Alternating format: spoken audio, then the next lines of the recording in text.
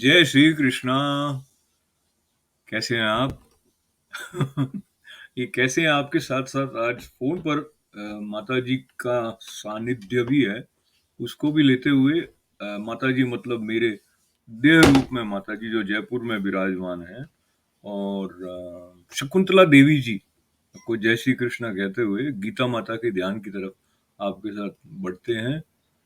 पार्थाय प्रतिबोधितां भगवता नारायणेन स्वयं व्यासेन ग्रथितां पुराणमुनिना मध्ये महाभारतम् अद्वैतामृतवर्षिणीं भगवतीम् अष्टादशाध्यायिनीम् अम्ब त्वामनुसन्दधामि भगवत् गीते भवद्वेषिणी। गीता माता की जय जयकार करते हुए हम 9वें अध्याय के 19वें और 20वें श्लोक की तरफ बढ़ने से पहले अखंडानंद सरस्वती जी महाराज द्वारा जो नारद भक्ति सूत्र में भक्ति के संबंध में बात कही गई है, भगवान के नाम की महिमा को जिस तरह से स्पष्ट किया गया है उसका स्पर्श करें। मधुर मधुर में तन मंगल मंगलानाम सकल निगम वल्ली सत्फलम चित स्वरूपम। ये भगवान का जो नाम है ना, ये सभी मंगलों को भी मंगल बनाने वाला है। यानी अनुकूलता का एक स्तर तक का आनंद है, उसको भी और अधिक मंगलमय बनाता जो है वो भगवान का नाम है। और ये संपूर्ण वेद रूपी लताओं का परम रसमय ज्ञान स्वरूप उत्तम फल है। तो भक्ति जो आती है वो कोमलता सिद्ध कर देती हैं, और उनका अमृतत्व जो है उसकी मधुरता, और उसकी प्यास है तृप्ति। संसार की किसी भी वस्तु, व्यक्ति या स्थिति के लिए शोक करना, उन्होंने कहा कि वो घर आए भगवान का तिरस्कार करना है। इस बात पर थोड़ा सा मनन करके इस बात को जीवन में उतारने की दृष्टि से श्रीमद् भगवद गीता कितना कितना संबल देती हैं। बात जो कही गई आपके लिए भी अनुकूलता इससे निकलेगी, और ये प्रासंगिक है हम सब के लिए, क्योंकि हम सभी कभी न कभी शोक में ग्रस्त हो जाते हैं, किसी को बात को लेकर चिंता के सागर में डूबने उतरने लग जाते हैं। तो अखंडानंद सरस्वती जी महाराज नारद जी का स्मरण करते हुए बता रहे हैं कि संसार की किसी भी वस्तु, व्यक्ति या स्थिति के लिए शोक करना, घर आए भगवान का तिरस्कार करना है। अब इस बात को जो हम आज श्लोक ले रहे हैं वो कैसे स्पष्ट करते हैं, आइए समझने का प्रयत्न करें। 19वां श्लोक है, तपाम्यहमहं वर्षं निग्रहम्युत्सृजामि च अमृतं चैव मृत्युश्च सदा सच्चाह मर्जुन। इसका अर्थ है, मैं ही सूर्य रूप से तपता हूं, वर्षा का आकर्षण करता हूं और उसे बरसाता हूं। हे अर्जुन, मैं ही अमृत और मृत्यु हूं, और सत्य असत भी मैं ही हूं। इस बात का सीधा सीधा जो हम अर्थ लेते हैं, जो कि शाब्दिक अर्थ भी है, हमें से कई लोग सोचते हैं अरे ऐसा कैसे हो गया, भगवान ऐसा कैसे कर सकते हैं। हमारे भीतर जो भगवान के स्वरूप को लेकर उनके बारे में जो एक धारणा है, वो हमारी अपनी सुविधाओं की आग्रह वाली प्यास के साथ बनी हुई है। ये पद्मनाभ जो हमारे श्री कृष्ण हैं, वो 9वें अध्याय के 19वें श्लोक में स्पष्ट ये कह रहे हैं कि अमृत भी मैं हूं और मृत्यु भी मैं हूं, और सत्य भी मैं हूं और असत भी मैं हूं। तो संत इसका अर्थ बताते हुए कहते हैं कि असत का मतलब नॉन एग्जिस्टेंस नहीं है, मतलब वो है तो सही लेकिन सत्य नहीं है। इस तरह की बात को लेके ये कहा गया कि वेदांती के लिए तो ब्रह्म सत्य है, सदा है, अपरिवर्तनीय है। पर जो सांसारिक मन वाला मनुष्य है उसके लिए ऐसा शायद नहीं है। और एक बात संत ज्ञानेश्वर जी के स्मरण के साथ याद करें, भगवान ये कहते हैं कि मेरे अतिरिक्त तेरी दूसरी गति नहीं है, क्योंकि सत्य भी वही है और असत भी वही है। तो कई बार हम नहीं जान रहे हैं तो भी हम जा उन्हीं के पास रहे हैं, पर हमारी अनुभूति, हमारे अनुभव में वो किस प्रकार से प्रकट होंगे वो हमारी भक्ति, हमारी श्रद्धा पर निर्भर करेगी। ऐसा बताया कि जो फल की आकांक्षा है वो वासना और अहंकार के साथ में जुड़ी हुई है।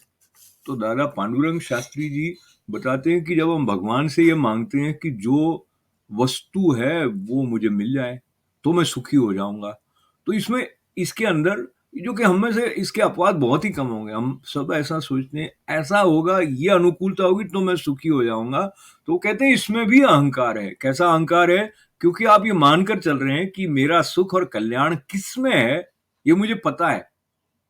ये बड़ी सूक्ष्म बात है।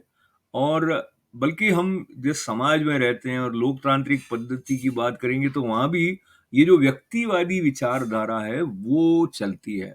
पर इसका क्या क्या प्रभाव होता है वो थोड़ा सा संकेत अगला जो 20वां श्लोक है वहां से लेके आगे बढ़ते हैं। त्रैविद्या माम सोम पापूत पापा यज्ञेरिष्ट्वा स्वर्गतिं प्रार्थयन्ते ते पुण्यमासाद्य सुरेन्द्रलोक मश्नन्ति दिव्यान् दिवि देव भोगान्। तो इसमें स्वर्ग भोग यज्ञ आदि कर्म करने वालों के आने जाने का वर्णन है। मतलब स्वर्ग तक पहुंच गए, इसका मतलब ये नहीं है कि अपना फाइनल वहां पर ही सेटलमेंट हो गया। वो अगर पुण्य जब घटने लग जाते हैं तो वापस आना पड़ सकता है। तो इसका अर्थ बताया, तीनों वेदों में विधान किए हुए सकाम कर्मों को करने वाले, सोमरस को पीने वाले पाप रहित पुरुष, तो वो मुझको यज्ञ के द्वारा पूज कर स्वर्ग की प्राप्ति चाहते हैं। वे पुरुष अपने पुण्यों के फलस्वरूप स्वर्ग लोक को प्राप्त होकर स्वर्ग में दिव्य देवताओं के भोग को भोगते हैं। पर इसके बाद जो कल हम देखेंगे 21वां श्लोक, उसमें आता है कि जब उनके जो पुण्य हैं वो क्षीण होने लग जाते हैं तो वह भी मृत्यु लोक में आ जाते हैं। तो ये आवागमन का चक्कर कैसे छूटे उस पर विशेष ध्यान दिलाया जाता है हमारे ग्रंथों में। तो पहला 19वें श्लोक के बाद जहां बात पूत पापा शब्द जो यहाँ पर आया है, जो हमारी इंद्रियों को सुख देता है और अधिक प्रिय लगता है वो बना रहे, ऐसा एक जो भाव रहता है। और विषयों के भोग की इच्छा, वासना और अहंकार से जब होती है उसमें अतृप्ति भी कहीं ना कहीं साथ में रहती है। और जब इसका विपरीत भाव देखना है, और जैसा कि उन्होंने कहा अमृत भी मैं हूं, मृत्यु भी मैं हूं, सत्य भी मैं हूं, असत भी मैं हूं, और जब भगवान की सर्वत्र उपस्थिति के बोध के साथ में हम उस भाव तक पहुंच जाते हैं जहां अपने अहंकार को छोड़कर पूरी तरह इस अनुभूति में रमे होते हैं कि मैं तो कुछ भी करने में असमर्थ हूं, और इसको ठीक ठीक स्थान से पकड़ना है, पलायन की दृष्टि से नहीं पकड़ना है कि मैं तो नहीं कर पाऊंगा कुछ, मेरी हर क्रिया के पीछे ईश्वर विद्यमान है। तो फिर क्या होता है, जैसा कई श्लोकों में भी ऐसे ही संकेत आते हैं कि मैं चलता हूं, मैं देखता हूं, मैं सुनता हूं, मैं जो भी भोग भोगता हूं वो भक्ति का स्वरूप हो जाता है। तो ये एक बड़ी कल्याणमय स्थिति के बारे में बताया गया है। और हमारा जो छांदोग्य उपनिषद है उसमें भी आया कि सत्य का तो अभाव नहीं है और असत वस्तु की सत्ता नहीं है। अब ये जगत जो है इसके बारे में थोड़ा सा वेदांत की दृष्टि से जो संकेत है उसमें स्थूल, सूक्ष्म और कारण, इनके साथ साथ संकेत आया महाकारण परब्रह्म का। और ये जो स्थितियां हैं इनके बारे में जो विवेकशील है, जिसमें वैराग्य है, उसको पता लगता है।